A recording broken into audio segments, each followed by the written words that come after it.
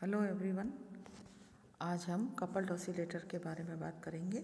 युग्मित जो दोलक है वो क्या होता है। युग्मित दोलक या कपल्ड ऑसिलेटर स्वतंत्र दोलक के अध्ययन से ये ज्ञात होता है कि वह एक निश्चित आवृत्ति में कंपन करता है। इस कंपन को उसकी कंपन विधा या मोड ऑफ वाइब्रेशन कहते हैं। जब कंपन विधा केवल एक वेरिएबल पर निर्भर करती है तो उसकी सामान्य विधा या नॉर्मल मोड कहलाती है। स्वतंत्र दोलक की केवल एक सामान्य विधा होती है, एक ही मोड ऑफ फ्रिक्वेंसी होती है। स्वतंत्र दोलक काल्पनिक होता है क्योंकि पूर्णतः पृथक का अस्तित्व संभव नहीं है। सामान्यतः कोई भी दोलक अपने समीपवर्ती अन्य दोलक से युग्मित होता है। तरंग गति इन्हीं समीपवर्ती युग्मित दोलकों के अस्तित्व के कारण होती है, जिसमें परस्पर ऊर्जा का विनिमय या एक्सचेंज होता है। अब इसके अंदर हम आगे वाला इसमें देखेंगे कि किस किस तरह से दोलक जो है युग्मित दोलक पॉसिबल है। यदि दो स्वतंत्र दोलकों जैसा कि चित्र में दिखा है दोनों में के अनुसार किसी स्प्रिंग से युग्मित किया जाए तो इस स्थिति में दोनों दोलकों की गति एक दूसरे से स्वतंत्र रूप में नहीं होती है, अर्थात उनकी गति एक दूसरे पर आधारित होती है। इस प्रकार के दोलकों को हम युग्मित दोलित्र या कपल्ड ऑसिलेटर्स कहते हैं। युग्मित दोलित्रों के अन्य उदाहरण हैं तीन स्प्रिंगों से जुड़े हुए द्रव्यमान। बना रखे हैं डायग्राम हमने, उससे डायग्राम से देखें। तीन स्प्रिंगों से जुड़े हुए जो पहले आर्टिकल में था, सेकंड डायग्राम। दो युग्मित दोलन एथर लोलक चित्र, दो युग्मित एलसी परिपथ चित्र, H2 अणु चित्र, CO2 अणु चित्र, भारित डोरी, क्रिस्टल में परमाणु के कंपन इत्यादि। ये बहुत सारे इसके एग्जाम्पल हैं। ये सारे के सारे आपके कपल्ड ऑसिलेशन के उदाहरण हैं। दो दोलकों के आपस में युग्मन के कारण उत्पन्न प्रभाव को इन दोलकों को दी गई ऊर्जा में आदान प्रदान के रूप में देखा जा सकता है। इसलिए युग्मित दोलकों की सामान्य विधा को उनकी सामान्य विधाओं के अध्यारोपण के रूप में प्रदर्शित करते हैं। दो समान युग्मित दोलक की दो सामान्य विधाएं होती है तथा प्रत्येक विधा की अलग अलग आवृत्ति होती है। जब युग्मित दोलकों की गति को केवल एक सामान्य विधा के द्वारा प्रदर्शित किया जाता है तो उनके आयाम नियत रहते हैं, जिससे उनकी ऊर्जाएं भी नियत रहती है, अर्थात उनके बीच में ऊर्जा का कोई आदान प्रदान नहीं होता है। और व्यापक रूप में हम क्या लिख सकते हैं, व्यापक रूप में युग्मित दोलकों की गति की व्याख्या सामान्य विधाओं के अध्यारोपण द्वारा की जाती है। इस गति में प्रत्येक दोलक का आयाम नियत नहीं रहता है क्योंकि विभिन्न सामान्य विधाओं की आवृत्तियां अलग अलग होती है। ये देखा गया है कि जब एक दोलक का आयाम बढ़ता है तो दूसरे दोलक का आयाम घटता है। कुछ समय बाद उपरोक्त स्थिति बिल्कुल विपरीत हो जाती है। यह प्रक्रिया बार बार लगातार दोहराई जाती है। इससे स्पष्ट होता है कि युग्मित दोलकों के बीच ऊर्जा का आदान प्रदान होता है।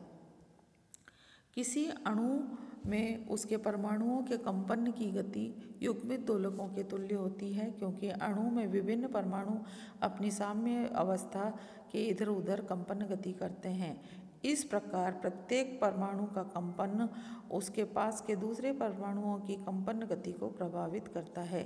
इसलिए एक अणु के विभिन्न परमाणु मिलकर युग्मित दोलक की तरह व्यवहार करते हैं या युग्मित दोलक बनाते हैं। इसी प्रकार क्रिस्टल या ठोस में विभिन्न परमाणु एक दूसरे से युग्मित होते हैं। रस्सी में भी बहुत अधिक संख्या के कण आपस में युग्मित होते हैं, लेकिन रस्सी के कणों की युग्मित गति क्रिस्टल ठोस के परमाणुओं की युग्मित गति से भिन्न होती है। यांत्रिक दोलकों में दो प्रकार के युग्मन संभव है, जिसको हम स्टिफनेस के कारण सहायक पिंड के द्रव्यमान या ऑक्सिलरी मास के द्वारा विभिन्न परिपथों विद्युत परिपथों इनके अनुरूपी युग्मन धारातीय व प्रेरणिक होते हैं, मीन्स कैपेसिटी और इम्पेडेंस वाले होते हैं। अब दो युग्मित सरल लोलकों की सरल आवृत गति कैसे होती है वो देखेंगे। हम गति का समीकरण निकालेंगे, इक्वेशन ऑफ मोशन। माना द्रव्यमान m तथा लंबाई l के दो समान सरल दोलक हैं। इन दोलकों के द्रव्यमानों को किसी स्प्रिंग से जोड़ा जाता है जिसका बल नियतांक k है। साम्यावस्था में स्प्रिंग की लंबाई दोनों द्रव्यमानों के बीच की दूरी के बराबर होती है। ये दोनों दोलक मिलकर एक युग्मित दोलक या कपल्ड ऑसिलेटर बनाते हैं। इस अवस्था को चित्र में दिखाया गया है। जैसा फर्स्ट में दोनों तरफ m मास है, l लंबाई की डोरियों से ये स्प्रिंग के दोनों तरफ ये बंधे हुए हैं। अब हमने इसको यहाँ से डिस्प्लेस किया है। इस निकाय को साम्यावस्था से थोड़ा सा विस्थापित करके छोड़ दिया जाए जैसा कि चित्र 2 में दिखाया गया है, तो दोनों दोलक कंपन गति करना प्रारंभ कर देते हैं। माना कि समय t पर दोलक P1 तथा P2 के साम्यावस्था से विस्थापन क्रमशः x1 और x2 है। दोलक P1 के गति का समीकरण होगा m d2x1 upon dt square is equal to minus mg x upon l minus k x1 minus x2 और d2x1 upon dt square is equal to minus g x1 upon l minus k upon m x1 minus x2 equation number 1 से दिखाया गया है। तथा दोलक P2 के गति का समीकरण होगा, सिमिलरली x1 की जगह सब जगह x2 आ जाएगा और हमारे पास ये इक्वेशन आ जाएगी समीकरण 2 पहले के जैसे। उपरोक्त समीकरण 1 तथा 2 में सामान्य सरल आवृत गति के पद अतिरिक्त पद के x1 माइनस x2 उपस्थित है। यह पद स्प्रिंग के द्वारा दोलकों को युग्मित करने के कारण प्राप्त होते हैं। इसे युग्मन पद कहते हैं। इन समीकरणों से के स्वरूप से ये ज्ञात होता है कि प्रत्येक दोलक का त्वरण दूसरे दोलक की स्थिति पर निर्भर करता है, अर्थात वे एक दूसरे के स्वतंत्र होकर गति नहीं कर सकते हैं। यदि x1 is greater than x2 हो तो स्प्रिंग में प्रसार होगा तथा यह प्रसार दोलक P1 के त्वरण के विपरीत दिशा में तथा दोलक P2 के त्वरण की दिशा में होगा। फिर फर्दर इक्वेशन को सॉल्व करते हैं। माना omega 0 square is equal to k/m है, जहाँ m0 प्रत्येक दोलक की प्राकृतिक दोलन आवृत्ति या वाइब्रेशन फ्रीक्वेंसी है। ओमेगा 0 के पद में समीकरण 1 और 2 होंगे, तो d2x1 upon dt square is equal to omega 0 square x1 is equal to minus k upon m x1 minus x2 हो गया। सिमिलरली x2 के लिए लिखेंगे जब हम, तो ये हो जाएगा यहाँ पे कि ये value d2x2 upon dt square plus omega 0 square x2 is equal to minus k/m x2 minus x1। प्रत्येक दोलक पर युग्मन के प्रभाव को जानने के लिए उपरोक्त समीकरण को x1 तथा x2 के लिए हल करते हैं, तो समीकरण 3 तथा समीकरण 4 से हम इसके लिए हम ये निर्देशांकों का चयन करते हैं। मान लिया capital X is equal to x1 plus x2 और capital Y is equal to x1 minus x2। अब इस इक्वेशन को डिफ्रेंशिएट करें x वाली को पहले, समीकरण 5 को, तो आ जाएगा d2x upon dt square is equal to d2x1 upon dt square plus d2x2 upon dt square समीकरण 7। इसी तरह से समीकरण 6 को जब डिफ्रेंशिएट करेंगे दूसरी वाली को, तो d2y upon dt square is equal to d2x1 upon dt square minus d2x2 upon dt square के बराबर होगी वही इक्वेशन। फर्दर समीकरण 3 और 4 को जोड़ने पर d2x1 upon dt square plus omega 0 square x1 plus omega 0 square x2 plus omega square x2 upon dt square is equal to 0 और d2 upon dt square x1 plus x2 plus omega 0 square x1 plus x2 is equal to 0 और x1 plus x2 को हमने capital X माना था, ये value यहाँ रख देंगे, तो d2x upon dt square plus omega 0 square x is equal to 0 से दिस इज इक्वेशन नंबर 9।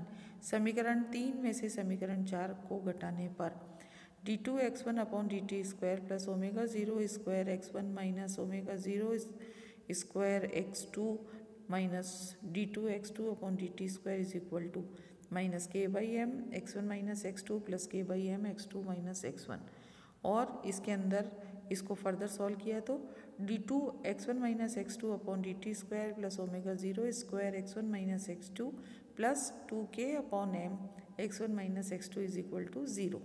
अब हम x और y की फॉर्म में इसकी वैल्यूज़ रख देते हैं। जहाँ x1 माइनस x2 है वहाँ y रख देंगे सब जगह। तो d2y upon dt square plus omega 0 square plus 2k upon m into y बराबर 0। ये हो गई आपकी इक्वेशन नंबर 10। समीकरण 9 तथा 10 को सरल आवर्त गतियों के समीकरण के हैं। ये दोनों हमें इससे क्लियर हो रहा है कि दोनों सरल आवर्त के है। दो समान सरल आवर्त गतियों के समीकरण को प्रदर्शित करती हैं इक्वेशन 9 और 10। समीकरण 9 तथा 10 को निम्न रूप में भी लिखा जा सकता है d2x upon dt square is equal to minus omega 1 square x और d2y upon dt square is equal to minus omega 2 square y, जहाँ omega 1 is equal to omega 0 है और omega 2 is equal to under root of omega 0 square plus 2k/m है। समीकरण 11 तथा 12 सरल आवर्त गति के समीकरण है। इससे ये ज्ञात होता है कि युग्मित दोलकों की गति को ऐसे दो निर्देशांकों x तथा y के रूप में व्यक्त किया जा सकता है जिससे गति सरल आवर्त गति के रूप में प्रदर्शित होती है तथा गति की व्याख्या केवल एक चर या एक वेरिएबल x या y पर संभव है।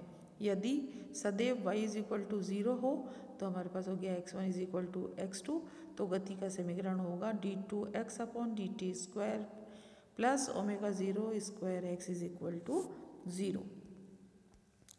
इस स्थिति में प्रत्येक दोलक की दोलन आवृत्ति अयुग्मित अवस्था के समान होगी।